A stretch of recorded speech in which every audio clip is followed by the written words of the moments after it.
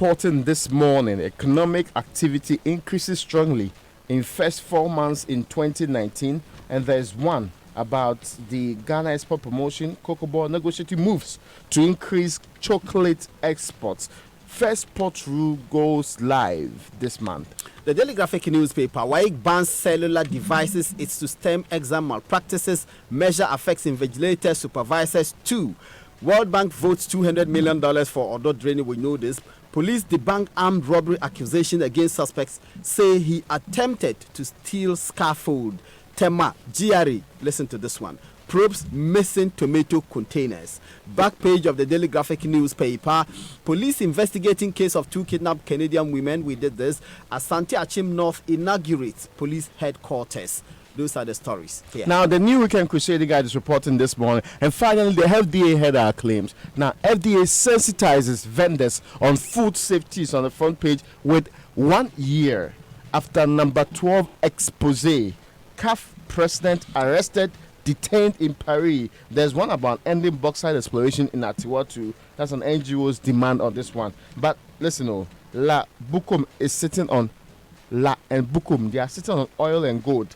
This is a claim from Triabosum and is daring authorities to exploit that. The profit. Yes, please. Interesting. So there's a lot happening, but let's begin with this girl who is being electrocuted, shall we? Yes, that particular story is being reported by the Daily Guide this morning. And in that report, it says that a 10-year-old primary 3 pupil of Aguna Juakwa Methodist School was electrocuted by a metal television pole when she stepped out to buy something after washing her school uniforms and bags. Now, the police inspector for the area, Frederick T. Balfour, has been telling the reporters about this incident. They informed them that something of this sort has happened. This was after rain disrupted the young lady's exit from her home earlier. So, because of the rains, she chose a path that the electric wires were. She didn't see the wires and she got electrocuted out of this particular. No, Ray, let's be specific. Is it a pole or a wire? Okay, so there was a pole. There were wires connected to the pole. The wires were on the floor. So the wires were on the floor. That's yes, how come. That's how come. Okay. She, avoiding where there were puddles and other things, actually had to take that particular path and meet her untimely death in that direction. Now, we are told that the young lady's body has been conveyed to the hospital for autopsy, and the young lady lives with a 50-year-old woman who was also electrocuted weeks before this incident happened. Goodness. So the other day I was driving on the motorway and a heavy traffic jam developed just when I was heading towards around where Dominion Chapel is on the Spintex Road. We realized when we got there that it was the electricity lines, the cables that had dropped. Oh. Yes. No, not the pylons themselves, the cables. Okay. Yes, they had dropped. So maybe they dropped off the pylons. And so we were having to prop them up so that they don't touch the large trucks. My goodness. And okay. I was just, when we got there, I was just thinking, my goodness, the people who are there are just holding these poles with their bare hands. You never know what could happen. And if they were not even the ones doing it, what could happen to the electricity going to people's homes? You remember the story we reviewed last year from the Daily Graphic where these cables are exposed in various parts of the capital, Exactly. where school kids are walking and holding these exposed cables, some of them sellotaped, to minimize the risks on the streets in the capital. Anyway, Our attitude towards safety, Malik, in some way. Yes. Yeah, so there's another incident that's linked to this particular. Okay, of course, I mean, the young lady is dead, but there was a robbery incident that's shocking. Because ordinarily, you want to respect men of God in this case. But this man of God, his name is Reverend Joseph K. Yabua, the circuit minister, was robbed. He was robbed at home. It's actually by some armed robbers. They invaded and his residence is on the church compound. That's the Mount Sinai Methodist Church at New Dorenia. Oh. What they did, they did not only rob the personal belongings, they also took things from the church, which is close by. And these were people gun wooden, wearing masks, And touch they, not my anointing. yes. And at 2 a.m. broke into the house of the Reverend. In fact, they threatened and instructed them to keep mute, demanding that his wife and co also present their wedding rings to them, these robbers in this particular case, when they didn't get all the things that they hoped to get from the family. So they took them through that torturous process with kids even in their home, and finally left with the booty that they have gotten out of them. The police say they are investigating this issue, but of course, you know that we have complained here from the beginning of the year about several robbery incidents and how that contributes to people feeling safe or unsafe in the country. We also complain about response time sometimes from the various security institutions. So you can hardly have a situation here in Ghana where robbery incident is happening. You've heard it sounds in what they call it, gunshot or whatever in your area. You call the police and they'll turn up 2, 3, 4, 5 minutes. Because they don't have cars. Let's hope. Let's hope that with the presentation of 109 vehicles to them yesterday by Vice President Dr. Mahmoud Bawumia, some of these things will improve, that the response time will improve. There will be a lot more sense of urgency. They are capacitated now, they are tooled properly, and they can respond to emergency calls. So Vice President Dr. Mahmoud Bawumia made the presentation yesterday, and that presentation makes 481 vehicles having been presented to the Ghana Police Service since 2017. When he presented these vehicles, the Vice President said that he was surprised by the manner in which the police were expected to fight crime, because they didn't have the tools, they didn't have the equipment, and yet they were expected to fight crime and do that robustly. So he said the government was surprised of the state in which the Ghana Police Service was. So it's the reason why it started taking steps to try and retool them. So since the beginning of 2017, they presented 481 vehicles.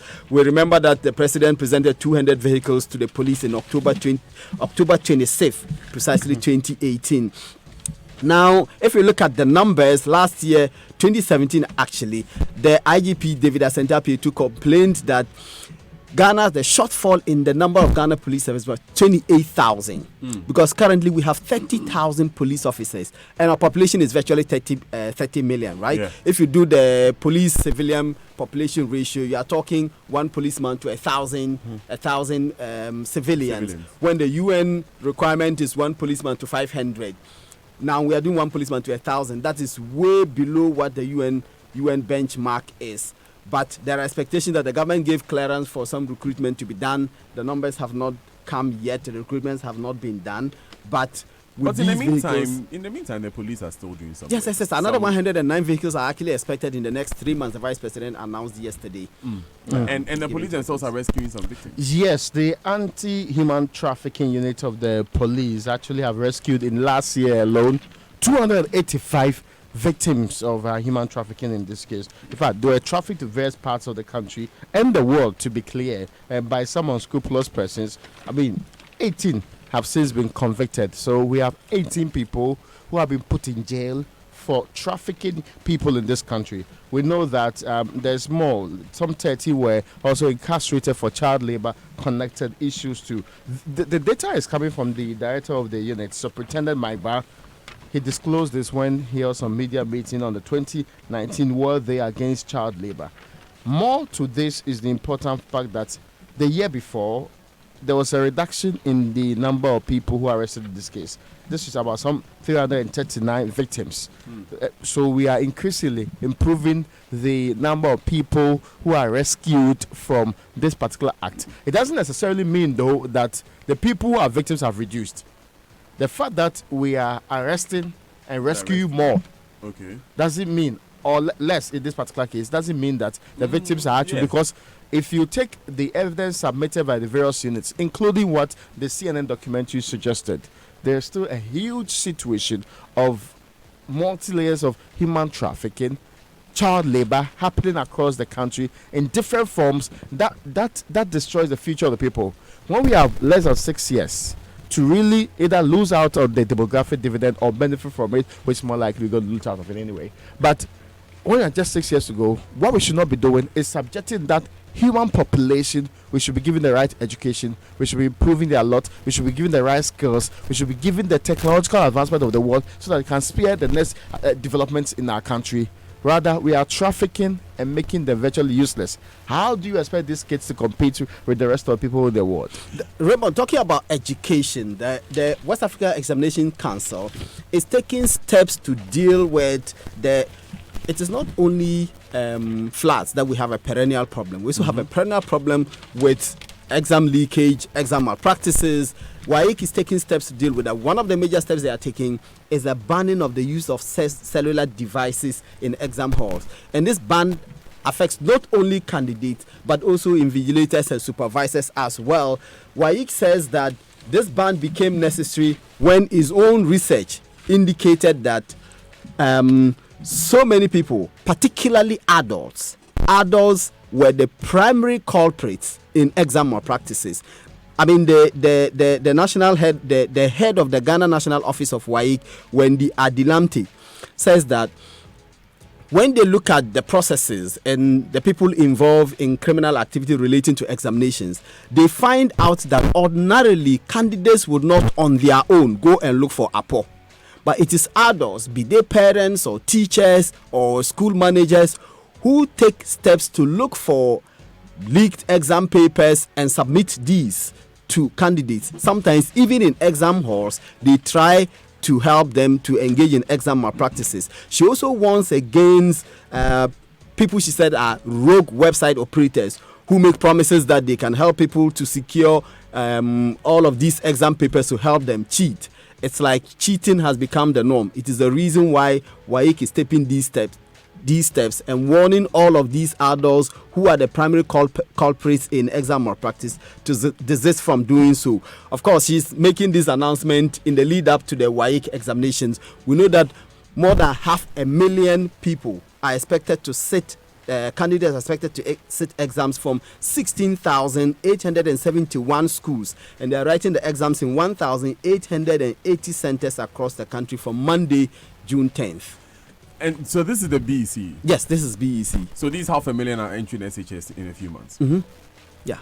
Okay. More than 500,000. Actually, more than 500,000. So you want to say that the numbers will blow up again and we have to do triple track to deal with them. That's what you want to say. So the exact number is 517,332 candidates. Okay. Online news review. We won't stop putting words in my mouth. Online news review is brought to you by Zenith Bank, your best interest, and Goyle Good Energy. Make your day productive by relying on quality fuel from Goyle, your 3-time CIMG Petroleum Company of the Year.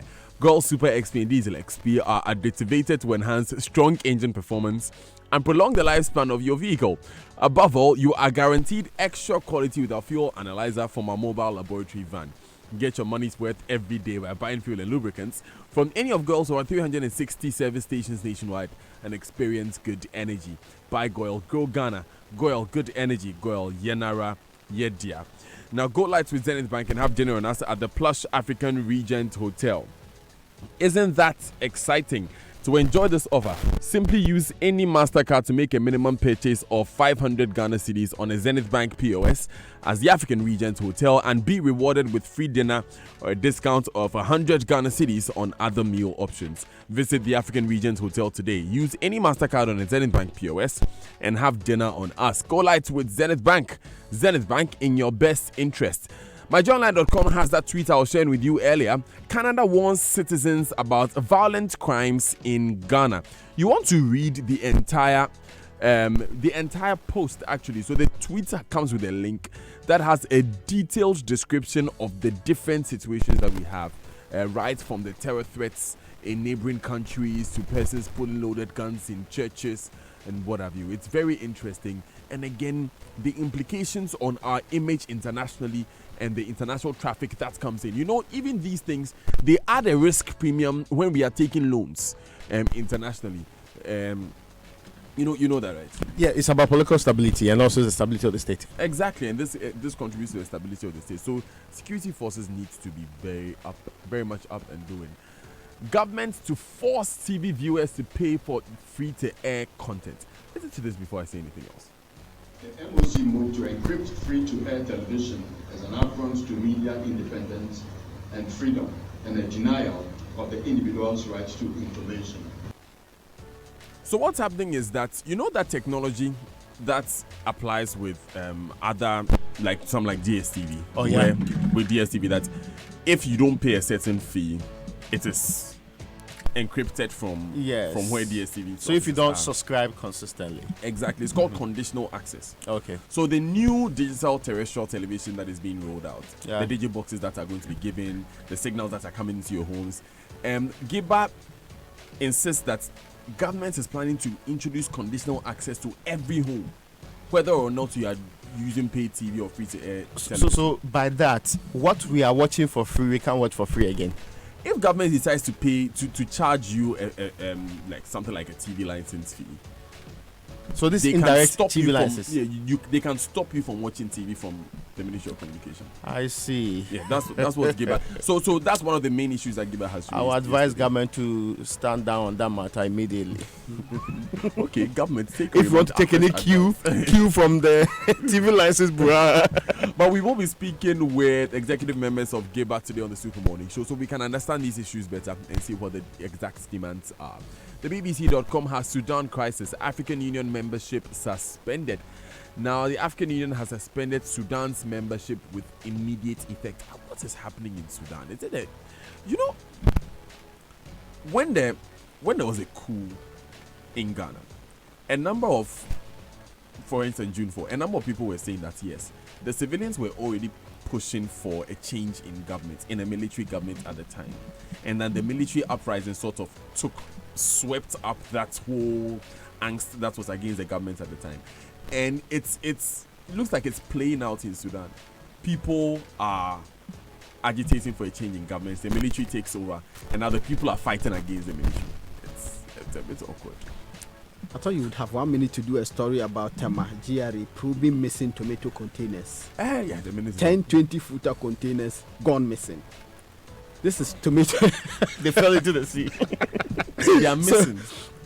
So Dela Russell Okulu's story is that the GRA this is the Customs Division of the Ghana Revenue Authority, and they are investigating the circumstances under which these 10, 20-footer containers of canned tomatoes disappeared from the port during a transfer process to Gazette the consignment.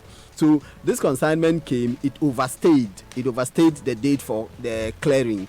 So they confiscated it, was supposed to be auctioned. And then when they were escorting it away from the port to another location, the 10, 20-footer containers, all of them went missing. And the GRA is investigating because this represents loss of revenue to the GRA. Certainly during a time that the last summary of macroeconomic data from the Bank of Ghana is suggesting that the GRA, of course, we could not meet our target Our for the revenue period. targets for the For the period. period. So we will need the tomato back, no matter what. How can you see, 10, 20-footer containers and get this, missing? they were actually being exported. I mean, if a pen It gets crawled missing, back into the sea. if a laptop gets missing, but a 20-footer container, And 10 of them. a cuckoo 10. And they were all back into the sea. And they were being escorted. It's okay. It's okay. It's okay. We'll be back. We'll be back. But